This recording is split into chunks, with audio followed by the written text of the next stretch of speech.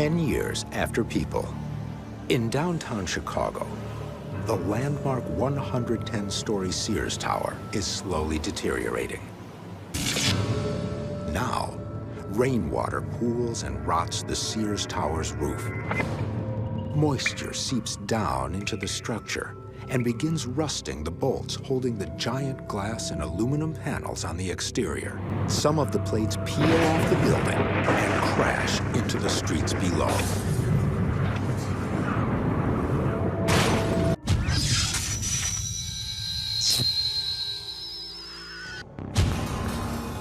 "100 years into a life after people." The elevated L train in downtown Chicago has been disintegrating for decades. Now, paint peels off the steel girders holding up the platform, and rust begins eating away at the exposed iron and steel. Bolts and rivets erode and crack, causing a shear break of some of the supporting beams.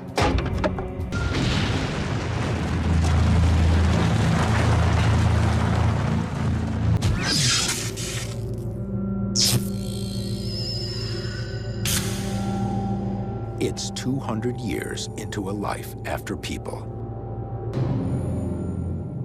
In downtown Chicago, the Sears Tower is finally beginning to totter. The Sears Tower has 104 separate elevators with multiple shafts ending at different levels of the building. The cables rust and snap, but the elevator's brakes kick in. Eventually, the brakes corrode and they too give way.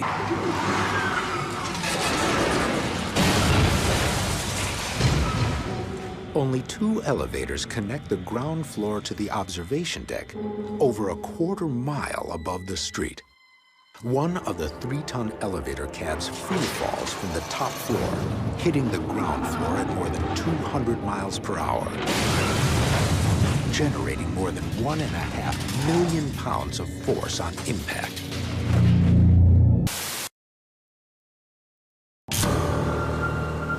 "200 years after people, the Sears Tower makes its final stand. What will break the building's back are the 114 pilings driven into the bedrock that hold up the structure. Chicago River flooding weakens the lower interior columns supporting the building, causing it to collapse.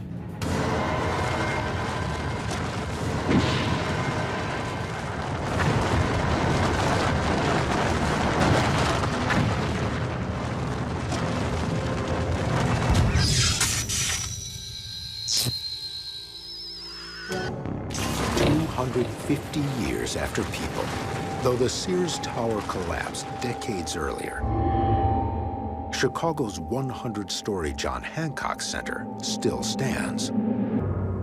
But with all its windows blown out and centuries of moisture corroding its steel framing, something's got to give.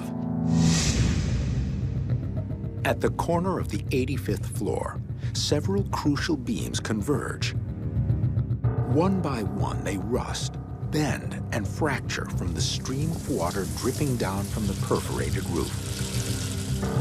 At a critical nook, a final beam cracks and shears off.